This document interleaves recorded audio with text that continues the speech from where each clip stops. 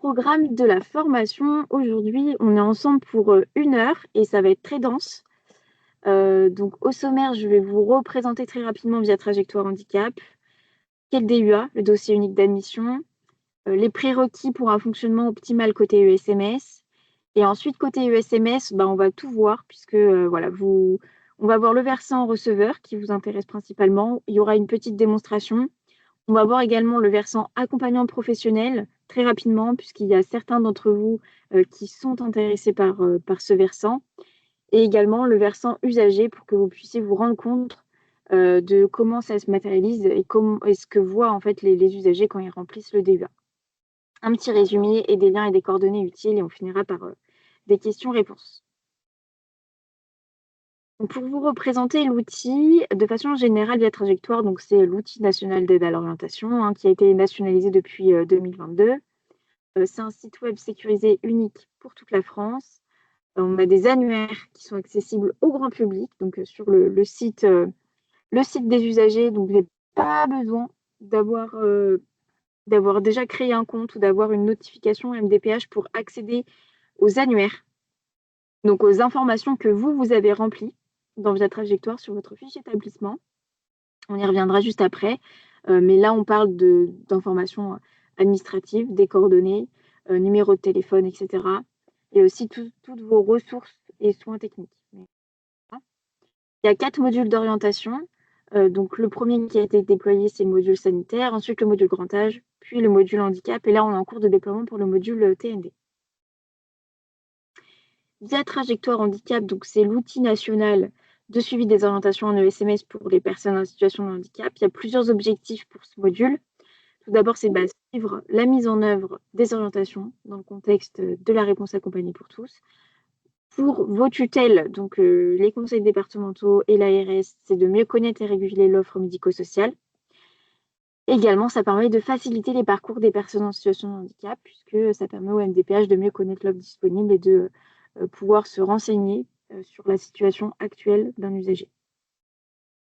Ce qu'il faut noter, c'est que via Trajectoire Handicap, donc c'est via Trajectoire tout court, c'est un outil qui se veut terrain. Donc il y a beaucoup de nouvelles versions. On est sur 2 à 3 nouvelles versions par an. Et on recueille toutes vos suggestions d'amélioration. Il ne faut pas hésiter à nous les transmettre. Nous, ensuite, on les porte au niveau national. Enfin, avec les autres régions, on les porte au niveau national. Donc, Via Trajectoire se veut un outil terrain. Et pour Via Trajectoire Handicap, on a donc ce projet qui est piloté par la CNSA. Donc, ça veut dire que il y a le terrain qui remonte, mais on a aussi des instructions au niveau national. Et donc, notamment, le DUA fait partie, et l'ouverture du portail usager font partie finalement de ces nouvelles fonctionnalités qui ont été mises en place, travaillées par la CNSA. On vous a remis en perspective l'article R146-36 du Code de l'action sociale et des familles qui indique que les établissements et services désignés par la CDA informent la MDPH de la suite réservée aux désignations opérées par la dite commission. Et c'est bien avec Via Trajectoire que vous pouvez transmettre ces informations à la MDPH qui, elle, peut aller consulter en temps réel de saisie où en est la situation de l'usager. Il y a plusieurs utilisateurs pour ce module, donc on va avoir la MDPH qui va importer et suivre les décisions d'orientation. Vous, les ESMS, dont l'entrée est soumise à la décision CDAPH, vous allez suivre les notifications reçues, pouvoir y apporter des réponses. On a les tutelles également, qui peuvent avoir un regard sur vos tableaux de bord et qui peuvent utiliser Via Trajectoire comme observatoire et statistique. Et ça, c'est nouveau. Du coup, on a les usagers, les accompagnants professionnels qui peuvent accéder à l'avancement des dossiers et possibilité d'adresser des demandes directement aux établissements via Via Trajectoire, donc de façon dématérialisée. Donc, qu'est-ce que le DUA? Nos nouvelles fonctionnalités, ce pourquoi on est réunis aujourd'hui. Donc, le DUA, le dossier unique d'admission, qu'est-ce que c'est? Vous l'aurez compris, c'est un dossier unique qui peut être adressé à n'importe quel établissement ou service médico-social du territoire national. Et là, ça, c'est une information importante puisqu'effectivement, en tant que SMS, même si on n'a pas finalisé le déploiement au Pays de la Loire, vous avez peut-être déjà reçu des DUA qui proviennent d'usagers d'autres régions.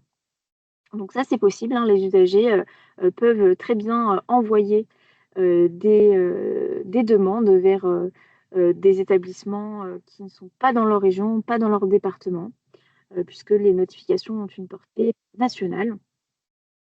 Qui est concerné? Donc l'ensemble des personnes en situation de handicap qui disposent d'une orientation émise par la CDAPH vers un établissement ou un service médico-social. Ça, c'est une information importante également.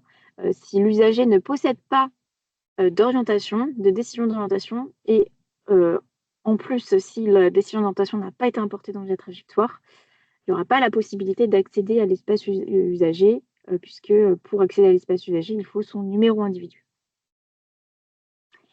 Qui peut renseigner le DUA? Donc le DUA il peut être renseigné par la personne en situation de handicap elle-même si elle le peut, ou un proche aidant, ou un établissement, un service professionnel qui accompagne l'usager dans sa démarche.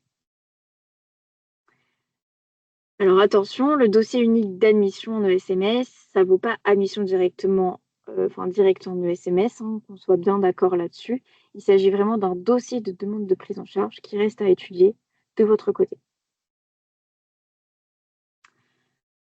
On vous a remis quelques petites captures d'écran, mais on redétaillera ça à la fin du webinaire. Mais les usagers, qu'est-ce qu'ils pourront faire? Donc, ils pourront remplir leur DUA, consulter les décisions et les demandes qui sont déjà envoyées. Donc, si par exemple la MDPH a préconisé des ESMS, ils pourront le voir.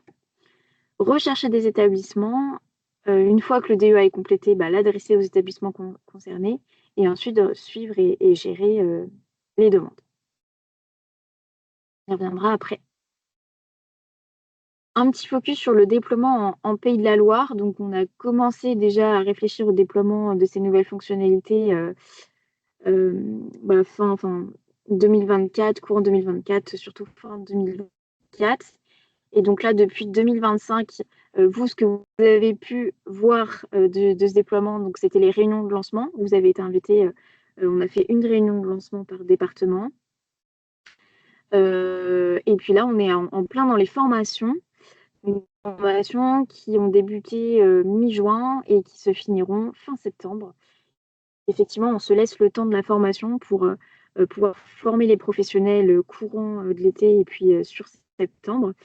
Et on aura des communications à destination des usagers pour un démarrage officiel courant septembre. Donc là, chaque acteur institutionnel sera amené à communiquer auprès des usagers pour informer les usagers de ces nouvelles fonctionnalités.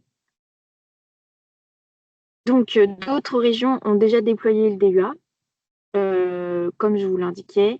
Donc, il se peut que vous receviez déjà le DUA d'usagers hors Pays de la Loire. Donc, on pense notamment à la Nouvelle-Aquitaine qui a tout ouvert au 1er janvier et des régions un petit peu plus lointaines qui ont déjà commencé et finalisé le déploiement. Mais je pense notamment à l'Auvergne-Rhône-Alpes, on a l'Occitanie également, et puis l'Île-de-France.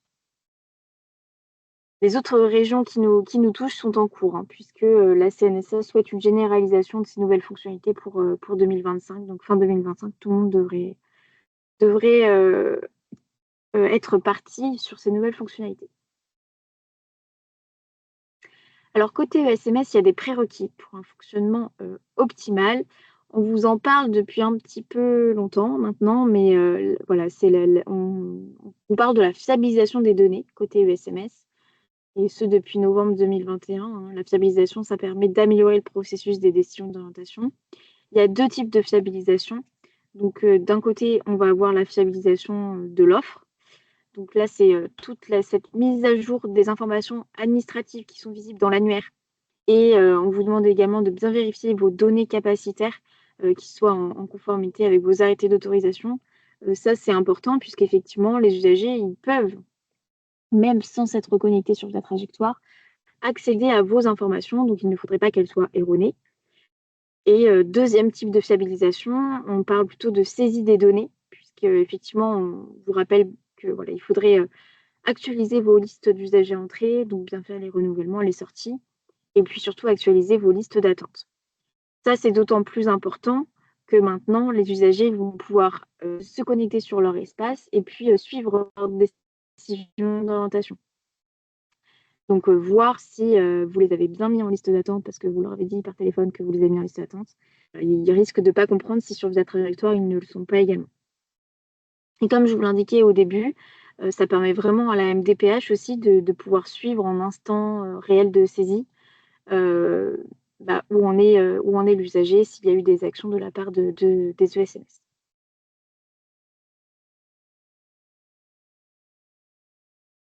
Donc pour mettre à jour vos informations qui sont visibles dans l'annuaire, il faut avoir un profil particulier dans Via Trajectoire, il faut être référent Via Trajectoire. Une fois que vous êtes référent Via Trajectoire, vous aurez accès donc dans administration à l'annuaire. Donc là, vous irez dans établissement.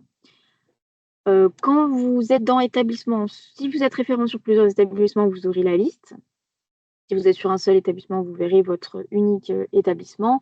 Et au bout de ligne à droite, vous avez l'information donc avec l'Aurore. Lorsque la synchronisation est effective entre le répertoire opérationnel des ressources et Via Trajectoire, lorsque l'offre est synchronisée entre les deux, on a cette petite flèche courbe qui tourne. Qu'est-ce que ça veut dire, cette synchronisation? Ça veut dire que quand vous allez dans votre fiche établissement, il y a des champs qui sont grisés. Les données qui sont grisées, c'est qu'elles proviennent du ROR, du répertoire opérationnel des ressources. Et donc, vous ne pourrez pas les modifier dans Via Trajectoire si, par exemple, le numéro de téléphone n'est pas bon, si la direction, voilà, c'est plus cette personne-là actuellement, il faut vous connecter dans le ROR, donc c'est des codes différents de Via Trajectoire, et mettre à jour ces informations. Lorsque vous mettez à jour ces informations administratives dans le ROR, ça va s'injecter ensuite dans Via Trajectoire et dans les autres applicatifs métiers, notamment santé.fr. Et donc, on voit ici les ressources et soins techniques. Lorsque vous en avez coché, alors il y en a certaines qui sont à cocher dans Via Trajectoire et d'autres dans le ROR, la plupart dans le ROR, mais effectivement, elles s'affichent directement dans l'annuaire, visible par les usagers. Si vous avez des questions un peu plus précises sur le ROR, donc notamment comment y accéder, comment faire les modifications, on vous a remis du coup l'adresse mail de notre équipe et vous pourrez les contacter directement par mail. Pour actualiser vos listes d'attente et vos listes d'usagers entrées, on a mis en place un atelier spécifique qui s'appelle Je fiabilise mon tableau de bord. Donc les prochaines sessions, c'est le 7 octobre et le 23 décembre. Ça dure 1 heure. Donc si vous souhaitez vous inscrire, vous avez ici notre programme de formation disponible pour le second semestre. Donc on va rentrer dans le vif du sujet. Donc versant receveur, le DUA, comment ça va se manifester? Juste avant, on voulait vous remettre en perspective le parcours de l'usager, comment ça se matérialise donc de la réalité du terrain Via Trajectoire, donc la dématérialisation. Donc on a Tom qui est en situation de handicap. Tom, il va solliciter l'AMDPH de son département. Il va transmettre son formulaire de demande pour exprimer ses besoins. La MDPH, elle va étudier sa demande, puis la CDAPH va émettre une décision d'orientation. Après la commission, la MDPH, elle va notifier la décision d'orientation à Tom, donc elle va lui envoyer version papier, et elle va l'emporter dans la trajectoire. Les ESMS qui sont préconisés par la MDPH, ils vont recevoir la notification directement dans Via Trajectoire et ils pourront agir sur cette notification. Indiquer qu'il y a eu un contact, indiquer que voilà, Tom est mis sur liste d'attente ou Tom est pris en charge dans la structure. La MDPH, elle peut visualiser les dernières informations renseignées et elle est informée en temps réel de saisie de la situation de l'usager. Et donc ça, c'est nouveau. L'usager ou son aidant pourront se connecter à l'espace usager pour suivre les décisions d'orientation, ainsi que les réponses des établissements et pourquoi pas, je vous montrerai, apporter des précisions dans le DUA. L'usager, il peut à tout moment se faire accompagner par un aidant professionnel qui pourra, lui, donc compléter le DUA, suivre et gérer les demandes pour le compte de l'usager et tout ça via son espace professionnel.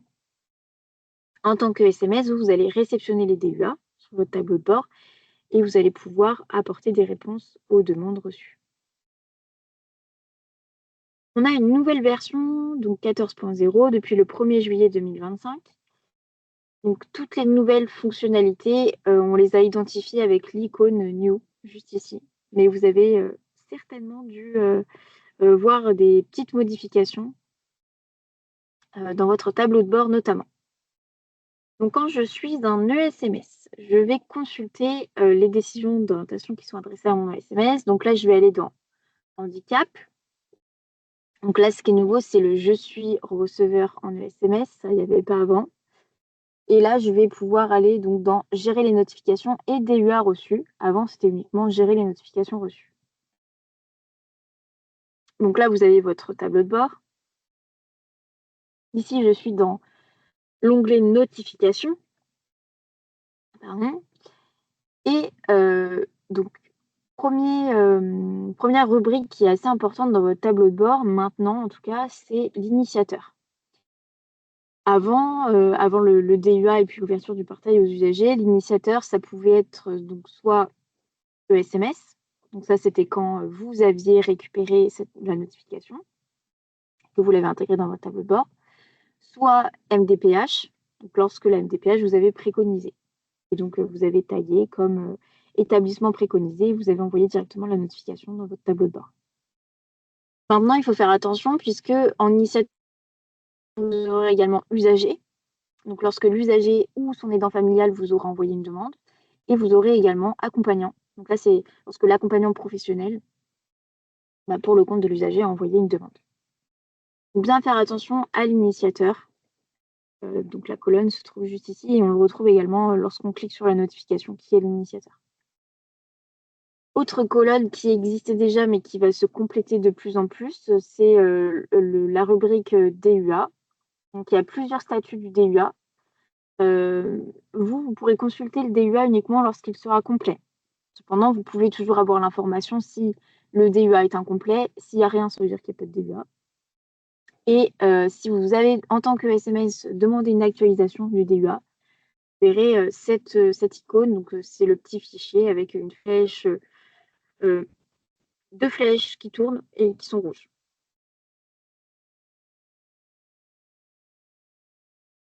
Pour accéder au DUA. Donc, dans le cas où c'est pas forcément l'usager ou l'accompagnant qui vous ont transmis la demande, vous avez peut-être pas accès encore au DUA. Pour accéder au DUA, il faut bien que vous cochiez donc cette case, accord de l'usager. Il y a une petite pop-up qui va s'ouvrir qui indique que vous avez bien déclaré, vous avez bien recueilli l'accord de l'usager ou de son représentant et donc vous confirmez ce choix. Cliquez sur OK. Et quand vous avez accès au DUA, donc s'il est incomplet le DUA, vous ne verrez rien. Donc voilà, ce sera indiqué que l'état actuel du DUA empêche sa consultation puisqu'il n'est pas complet. Et s'il est complet, le DUA, vous verrez effectivement les informations qui ont été renseignées. On fera pendant la démo, je vous montrerai un petit peu plus en détail. Autre précision, mais je crois que je le mets après. Les données qui sont accessibles par les ESMS. Donc, sur le côté droit du fichier, de la demande, de la notification, vous avez le contenu du dossier. Donc, ça ne change pas. C'était déjà comme ça avant. Donc, sur l'information sur l'usager, donc vous allez retrouver les données qui sont transmises par la MDPH. Donc, ça ne change pas non plus. C'est déjà comme ça avant. Les informations administratives. On retrouve également, je vous montrerai, des informations administratives dans le DUA qui est composé de 3 onglets. Si je retourne sur les données qui sont transmises par la MDPH, on a toujours les informations médicales avec, donc ça c'est habilitation spécifique. Si vous n'avez pas cette habilitation spécifique, vous n'aurez pas accès aux données médicales qui sont transmises par la MDPH.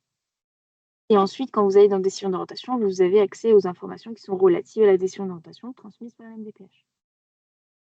Côté DUA, donc, qui se trouve dans informations sur l'usager, on a donc les informations administratives qui se recoupent avec la MDPH.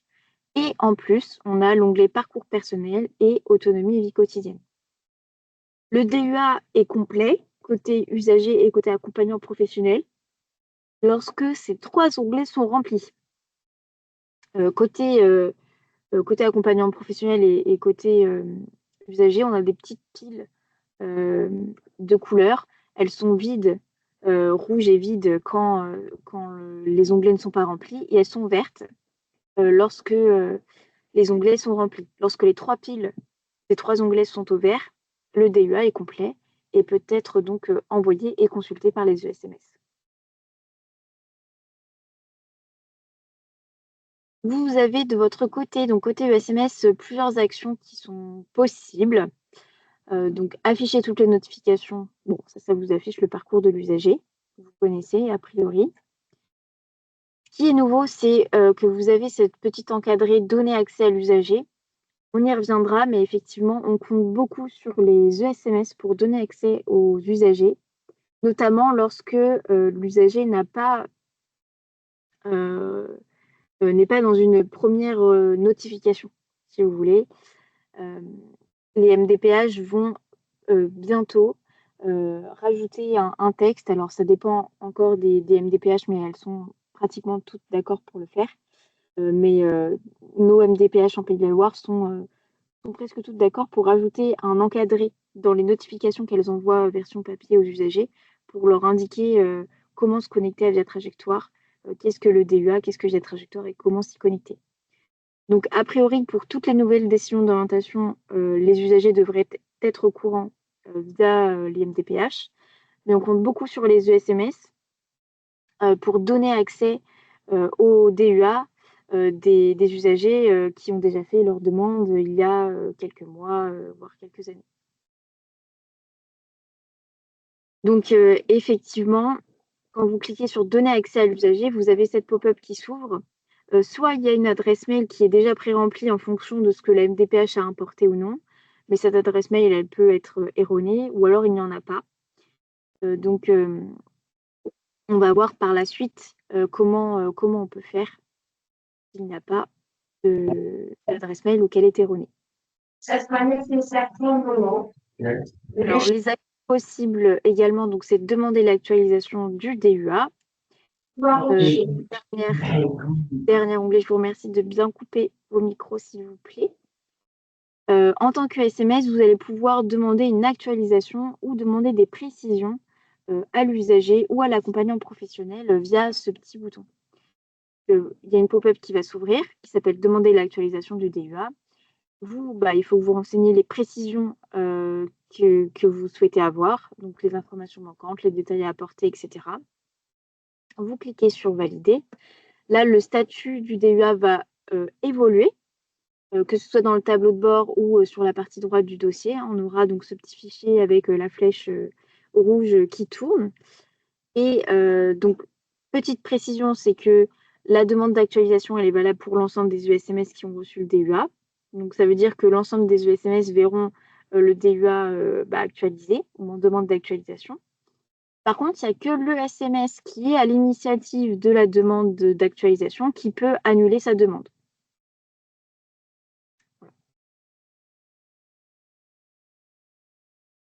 Autre action possible, et donc nouvelle action, vous pouvez télécharger un DUA vide, donc version papier, si vous souhaitez maintenant transmettre aussi le DUA en version papier, si par exemple l'usager ne peut pas se connecter à Via Trajectoire. Petite précision également, puisqu'on nous l'a souvent demandé, le DUA, pour le moment, il n'est pas obligatoire. C'est pas comme sur le module grand âge où là, on a le CERFA qui est dématérialisé et qui est dans Via Trajectoire. Là, on ne parle pas de CERFA, on parle de dossier unique d'admission. Et donc, effectivement, c'est une possibilité pour l'usager de remplir son DUA version numérique, mais ce n'est pas une obligation. Pour répondre à une demande avec un DUA, c'est comme vous le faisiez déjà avant. Ça ne change pas. On va dans sélectionner une action et on peut donc mettre le statut choisi. Ce qu'il faut avoir en tête, par contre, c'est que les statuts que vous apposez sur le dossier de l'usager seront consultables et visibles par l'usager et son accompagnant. L'usager reçoit un mail lorsqu'une réponse est apportée par un ESMS et le champ commentaires ou précisions, je ne sais plus, mais je vous le repréciserai par mail et visible également via trajectoire par l'usager. Versant usager, ça se matérialise comme ça. Donc, pour cette demande-là, on voit bien que, donc déjà, c'est la MDPH qui a préconisé cet établissement et que je suis sur liste d'attente pour la masse Pastel de Loire. La demande est en cours d'analyse.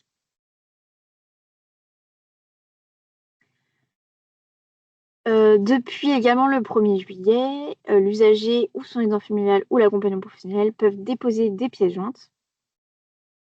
Donc voilà, il y a tout un tas de critères à respecter pour envoyer les pièces jointes. Il ne faut pas qu'elles soient trop volumineuses, etc. Mais en tout cas, vous, en tant que SMS, vous pourrez consulter les pièces jointes que lorsque le DUA est complet. Voilà, ça va ensemble. Une fois que le DUA est complet, vous pourrez consulter les informations du DUA et consulter les pièces jointes. Il y en a. On va passer à la petite démonstration. Donc très rapidement, donc là, moi, je suis un ESMS. Un usager a reçu sa décision d'orientation et il m'a adressé son DUA. Il l'a rempli et il me l'a adressé. Moi, en tant que SMS, je vais réceptionner donc, les dossiers sur mon tableau de bord et je vais y apporter des réponses. Alors, je m'étais déjà connectée, mais je pense que je ne suis plus connectée. Voilà, ça ne marche plus. Donc, je me reconnecte. Je vais donc sur handicap. Moi, je suis un receveur en ESMS, donc je vais cliquer sur gérer les notifications et DUA reçus. Voilà. Volontairement, je n'ai pas forcément sélectionné de SMS. J'en ai plein. Voilà. Et dans mes notifications, là, je vois que j'ai 82 résultats. Ce que je vous disais, c'est qu'ici, on voit bien l'initiateur de la demande. Et ici, je vois l'état s'il y a un DUA et où il en est. Est-ce qu'il est complet? Est-ce que là, par exemple, il y a une actualisation qui a été demandée? Là, il n'y a pas de DUA. Donc, ça veut dire que je ne pourrais pas en consulter, il n'y en a pas. Ce que je voulais vous montrer, donc c'est par exemple ici, je ne sais pas s'il est bien complété celui-là. Ce DUA est complet, mais je crois que quand j'avais rempli, je n'avais pas mis beaucoup d'informations.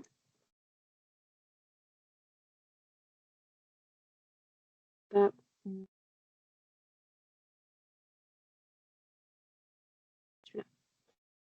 Là, on a un usager qui nous a envoyé son dossier. Le DUA, il est bien complet. Ici, je suis dans information sur l'usager. Et donc, ce que je vous disais, c'est que on a les informations administratives. Donc, celles qui ont été transmises par la MDPH se recoupent avec celles transmises par le DUA, donc par l'usager. Comment je le sais? En fait, si une information diffère de ce qui a été importé par la MDPH, j'aurai le petit sigle I. Est-ce que je peux en avoir un mieux? Là, par exemple, celui-ci. La MDPH m'avait indiqué que dans les mesures de protection, il y avait une curatelle et que le prénom, c'était Laure, admettons. L'usager, lui, m'a indiqué que c'était Claire. Voilà, je vois la différence, en fait, entre les informations contenues dans le DUA et celles transmises par la MDPH en passant ma souris sur le petit sigle. Voilà. Ensuite, là, je rentre un petit peu dans les onglets qui sont spécifiques au DUA. Donc, le parcours personnel. Donc, on a 7 blocs dans le parcours, 8 blocs, pardon, dans le parcours personnel. On a la situation familiale. Donc, l'usager, pour la situation familiale, il a des cases à cocher pour dire que si, par exemple, il est célibataire, il est veuf, voilà. Et il y a pour tous les blocs, dans tous les cas, des champs texte libres où l'usager est invité à ajouter des précisions sur sa situation. Et donc là, par exemple, on a je veux garder un lien avec ma fratrie. Dans chaque champ texte libre, on a volontairement mis des exemples pour que l'usager soit un petit peu guidé sur ce qu'il faut remplir dans ce bloc-là. Ça, c'est nouveau. On a le bloc activités et loisirs. Donc, il n'y a pas eu d'information de transmise. Les derniers établissements ou services médico-sociaux fréquentés. Les 3 blocs qui suivent sont personnalisés en fonction de la situation de l'usager. Donc, on a scolarité actuelle. Si l'usager n'est pas concerné, il ne va pas remplir ce bloc-là. Là, l'usager n'est pas concerné. On a situation professionnelle. Donc, l'usager est concerné. Il nous a indiqué qu'il avait un emploi en milieu ordinaire, qu'il était à temps plein, qu'il n'était pas inscrit à France Travail. Et ensuite, on a le parcours de soins. Donc là, est-ce que l'usager est concerné? Donc, l'usager a indiqué que oui. Volontairement, le parcours de soins, donc ce sont les seules informations médicales à transmettre dans le DUA. Donc, on a les informations sur le médecin traitant, pardon, donc ses coordonnées, le médecin des spécialistes, pardon, s'il y en a, et les antécédents médicaux et hospitaliers, s'il y en a également.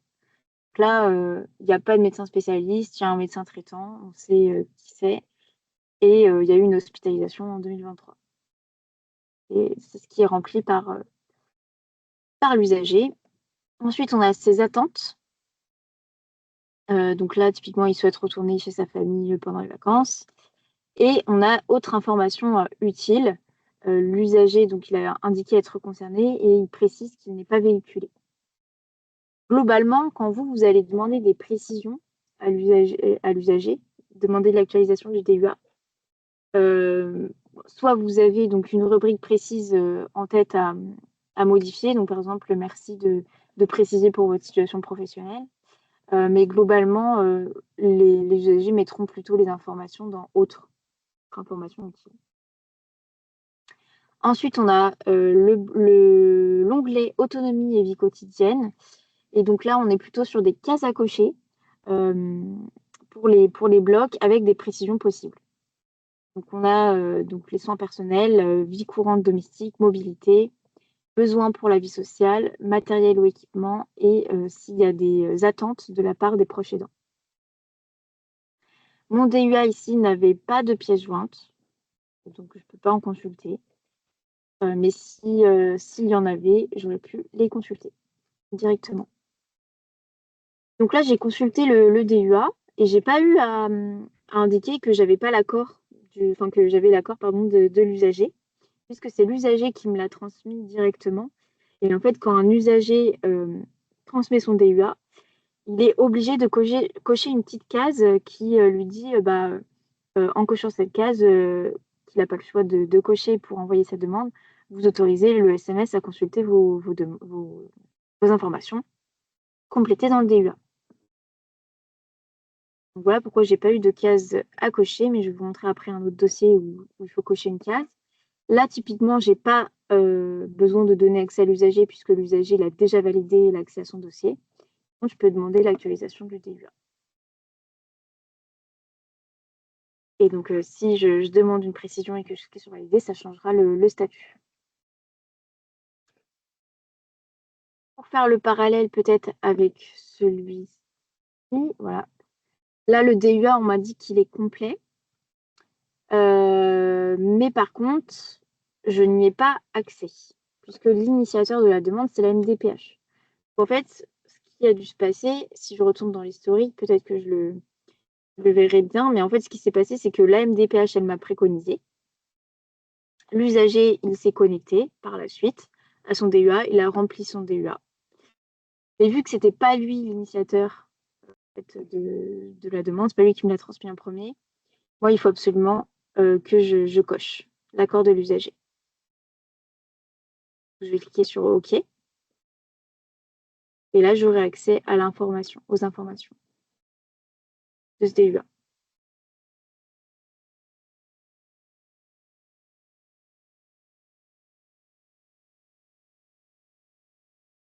J'en ai fini avec ma présentation. Il est déjà 14. Donc, je vais vite enchaîner avec le versant accompagnant professionnel. Donc, le contexte et prérequis. Là, je vais être un petit peu lourde, mais effectivement, en tant que SMS, vous pouvez accompagner l'usager dans sa démarche d'admission vers une autre structure, mais peut-être que vous ne le faites actuellement pas, que vous ne le ferez pas, que vous ne le ferez jamais. Donc, ce versant accompagnant professionnel ne vous intéresse pas spécifiquement. Par contre, peut-être que vous, en tant que SMS, vous accompagnez les usagers pour qu'ils changent de structure. Typiquement, si je travaille, parce que c'est ce qu'on m'a indiqué dans les différents échanges qu'on a pu avoir avec les ESMS. Si par exemple, je travaille au sein d'un SAMSA et que l'usager a besoin d'être pris en charge par une masse ou par un femme, je vais pouvoir donc accompagner l'usager dans sa démarche. Et en tant qu'accompagnant professionnel, je vais pouvoir prendre la main en fait sur son dossier et remplir son DUA et envoyer des demandes. Moi, en tant que professionnel d'un SAMSA, même si je suis également receveur. Donc, je peux avoir cette double casquette. Par contre, lorsqu'on avait échangé lors des précédentes sessions, on a une professionnelle d'un ESAT qui nous indiquait qu'elle ne faisait pas du tout ça. Et il n'y a pas de souci, hein, vous pouvez ne pas le faire également. Donc, ce versant-là ne va pas forcément vous intéresser. Et vous pouvez rester sur le versant uniquement receveur. Je reçois les DUA et je consulte les informations qui m'ont été transmises par le DUA. Là, je suis vraiment en tant qu'accompagnant professionnel. Donc, je vais accompagner l'usager, mon usager, qui est actuellement accompagné par ma structure. Je vais l'accompagner à remplir son DUA et à envoyer des demandes vers d'autres structures pour qu'il parte de ma structure et qu'il aille vers une autre. Et donc, si je souhaite faire ça, il faut que j'ai un profil spécifique. Le profil spécifique, il est à attribuer, enfin, il faut que votre référent vous l'attribue. Donc, vous pouvez demander à votre référent structure de vous l'attribuer. Il s'appelle accompagnant PH non médical. Et il vous faut le droit gérer les DUA en mode écriture. Une fois que vous aurez ce profil spécifique, dans handicap, vous verrez que vous aurez une rubrique en plus qui s'appelle « Je suis accompagnant professionnel ». Tout à l'heure, on a vu que ça s'appelait « Je suis receveur en ESMS ». Et donc là, ça mettra « Je suis accompagnant professionnel » et il y aura deux possibilités. La première, ce sera d'accéder au DUA d'un usager. Donc, votre usager, enfin l'usager qui est accompagné par votre structure et qui souhaite changer d'établissement. Il faudra que vous rentriez ces informations pour pouvoir accéder à son DUA. Et ensuite, vous pourrez gérer, visualiser les DUA des personnes que vous accompagnez dans un tableau de bord de suivi spécifique. Le tableau de bord, il ressemble à ça, où il y a un peu moins d'informations que sur le tableau de bord ESMS. On a l'identification de l'usager, le statut du DUA, savoir si l'usager s'est déjà connecté à son espace usager, l'unité dans laquelle vous accompagnez cet usager et la date de dernière modification. Pour récupérer l'accès d'un DUA, donc il faut remplir les informations de l'usager, donc sa MDPH d'origine, son numéro individu, sa date de naissance. Et ensuite, il faut remplir ces petites questions, attester que vous accompagnez l'usager dans sa démarche et que l'usager vous a bien donné son accord pour que vous puissiez gérer à sa place son dossier.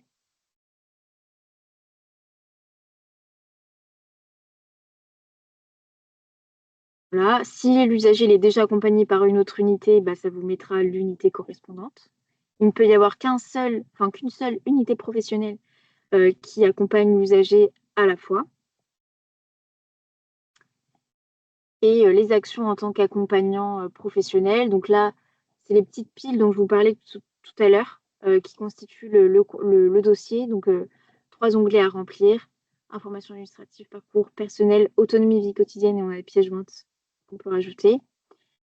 Et donc, les différentes actions côté accompagnant professionnel. Donc, on peut transférer la responsabilité du dossier, abandonner la gestion du dossier et donner accès à l'usager. Voilà. Je ne vais pas plus loin normalement dans la présentation, puisque On anime des formations pour les accompagnants professionnels, si ça vous intéresse, puisque je sais que tout le monde n'est pas concerné forcément ici. Si ça vous intéresse, vous pouvez suivre une des 3 formations qu'on propose pour les accompagnants professionnels et qui restent donc le 28 août, le 9 septembre et le 25 septembre. Versant usager maintenant. Donc pour l'usager, lui, il va pas se connecter forcément par votre chemin à vous. Il va aller donc sur espace particulier, il va cliquer sur C'est parti. Il va pouvoir donc créer ou gérer son dossier, indiquer qu'il dispose d'une orientation MDPH et qu'il veut accéder au suivi de ses décisions d'orientation, remplir son formulaire de connexion, donc sa MDPH de référence, son numéro de dossier et son mot de passe. Comment l'usager peut se connecter pour la première fois?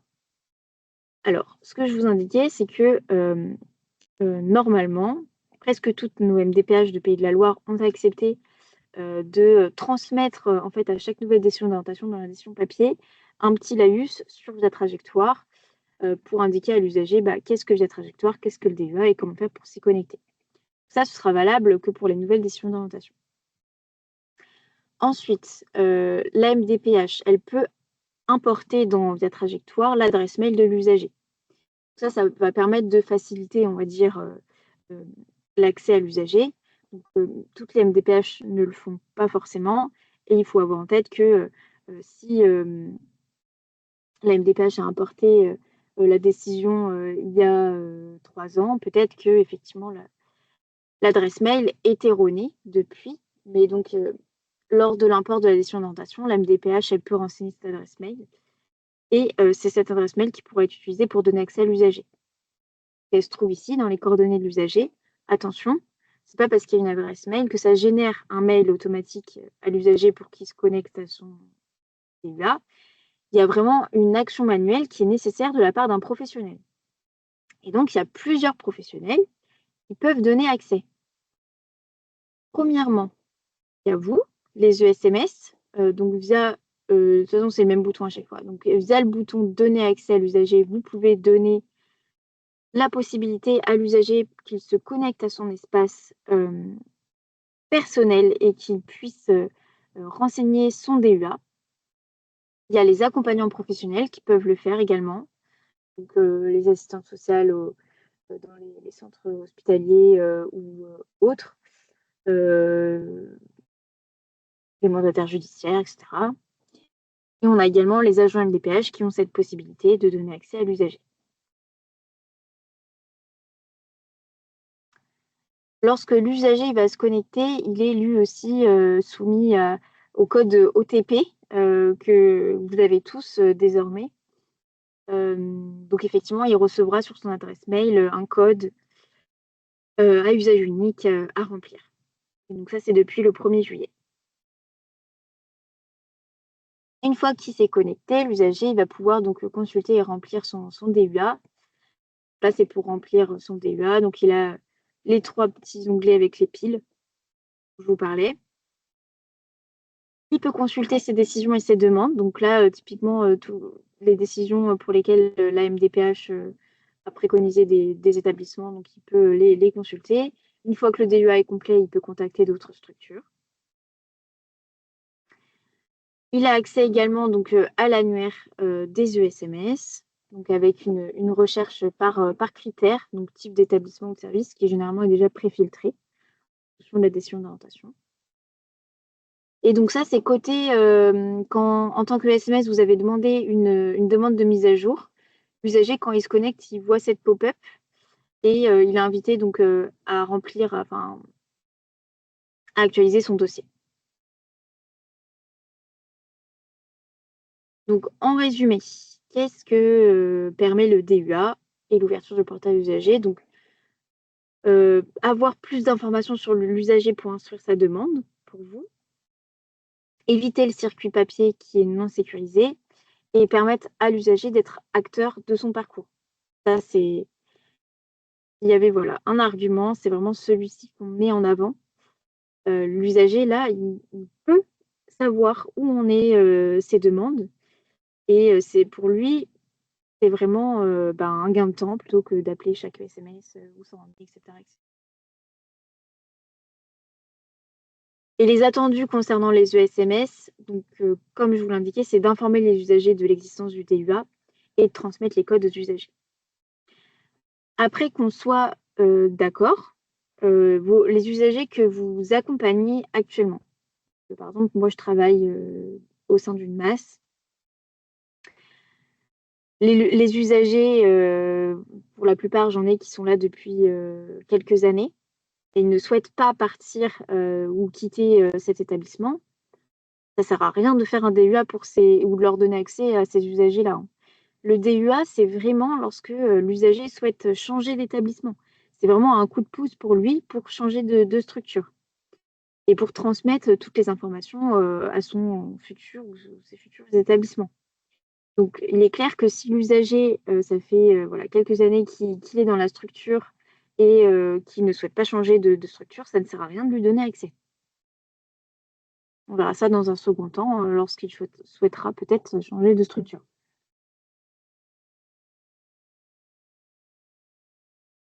Alors, juste avant les questions, et il est déjà 27, on vous a mis donc les liens, les coordonnées utiles.